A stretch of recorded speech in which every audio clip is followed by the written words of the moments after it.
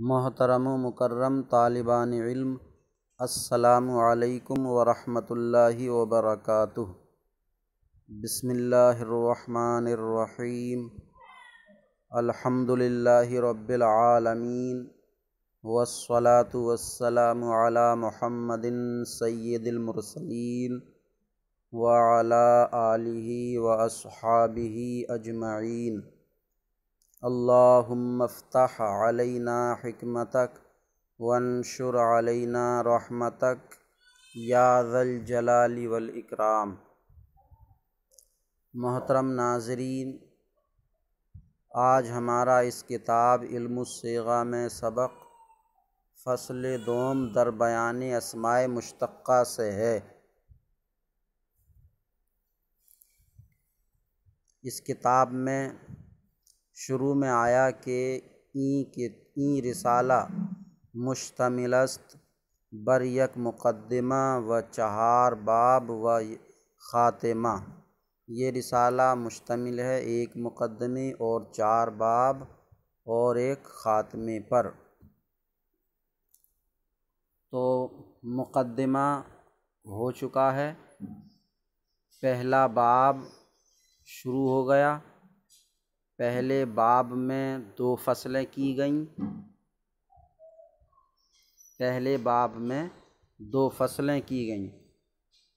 تو پہلے باب کی 2 فصلوں میں سے پہلی فصل میں فعلوں کی گردانیں بیان کی گئیں۔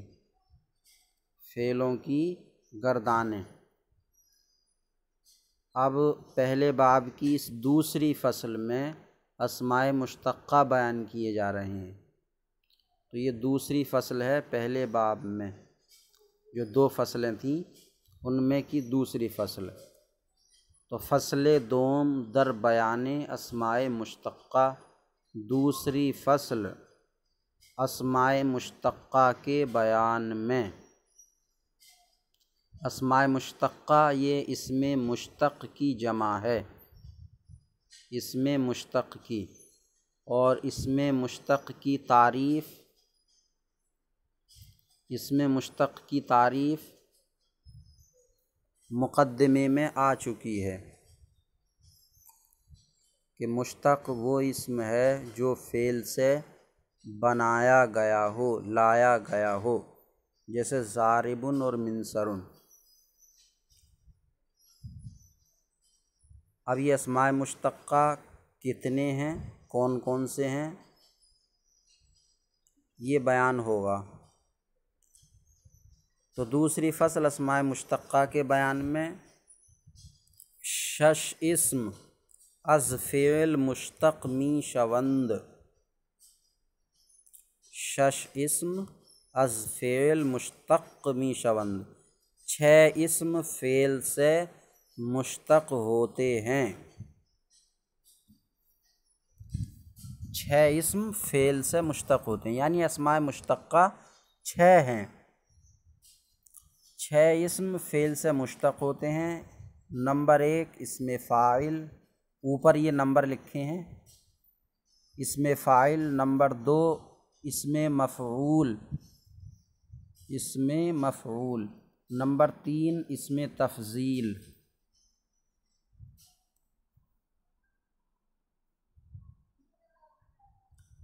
نمبر 4 صفت مشبہ۔ نمبر 5 اسم اعلیٰ۔ نمبر 6 اسم ظرف۔ یہ 6 اسماء مشتقہ ہوئے۔ اب اسم فاعل کی تعریف، ترتیب سے ہر ایک کی تعریف اور اس کی گردان بیان کی جائے گی۔ سب سے پہلے اسم فاعل کی تعریف۔ اسم فاعل کے دلالت کند بر کنندہ کار۔ اسم فاعل جو دلالت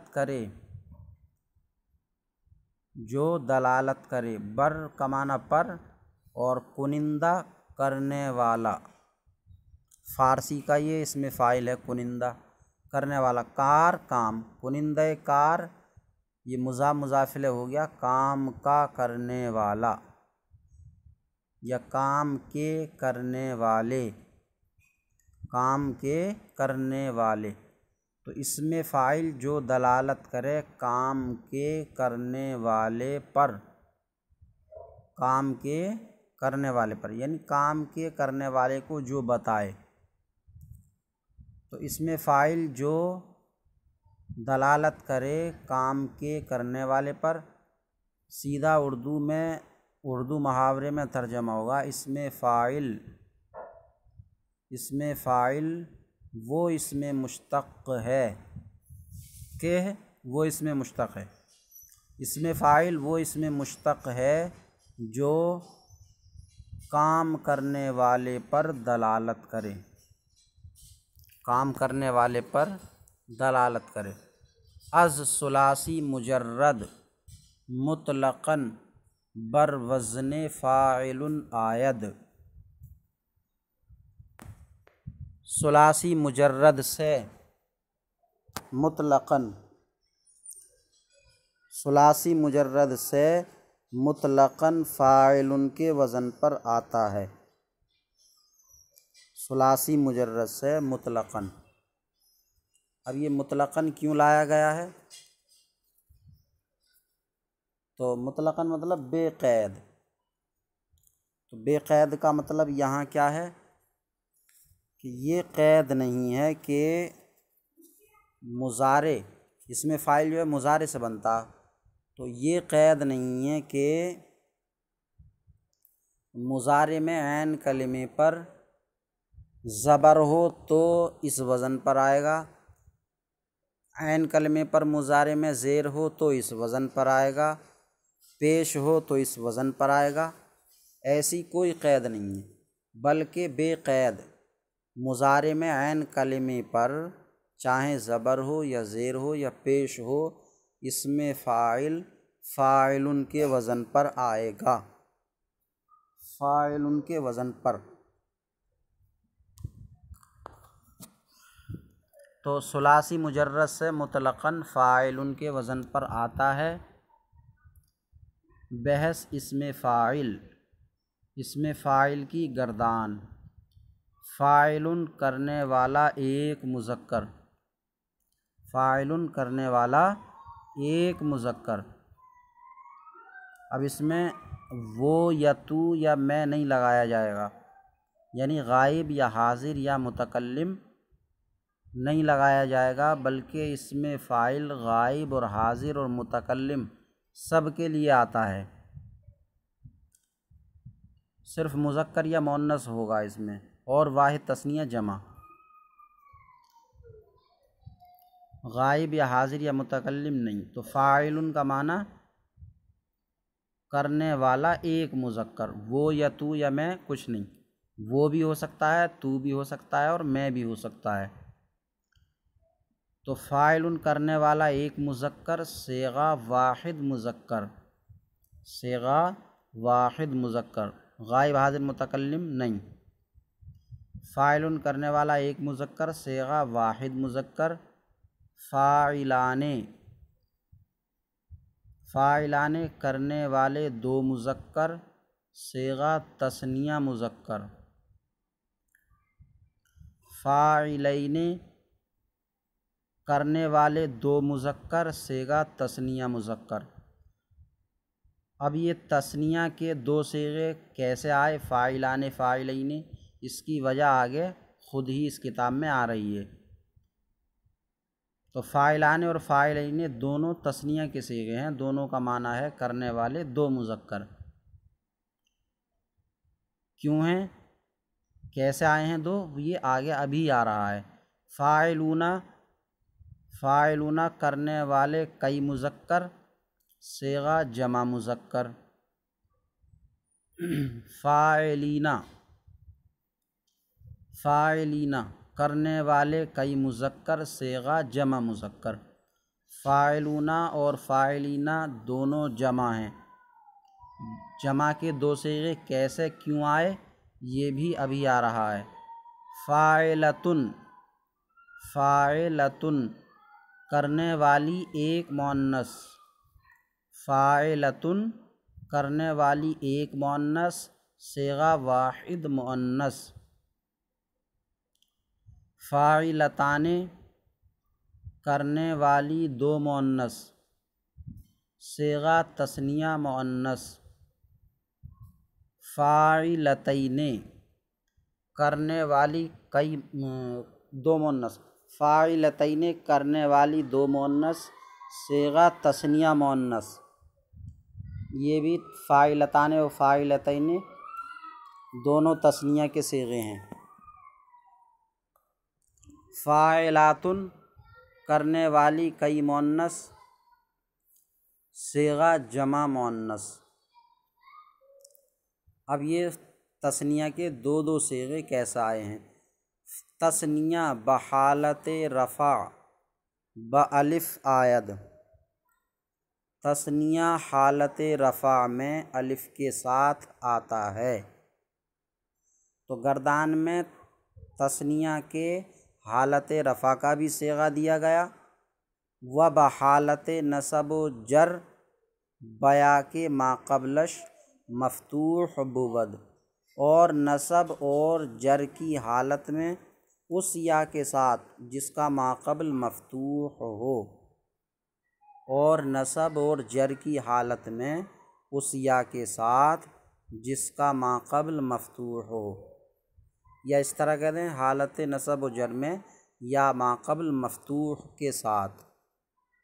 تو فاعلین گردان میں تثنیہ کا صیغہ حالت نصب میں جو آئے گا وہ بھی دیا گیا۔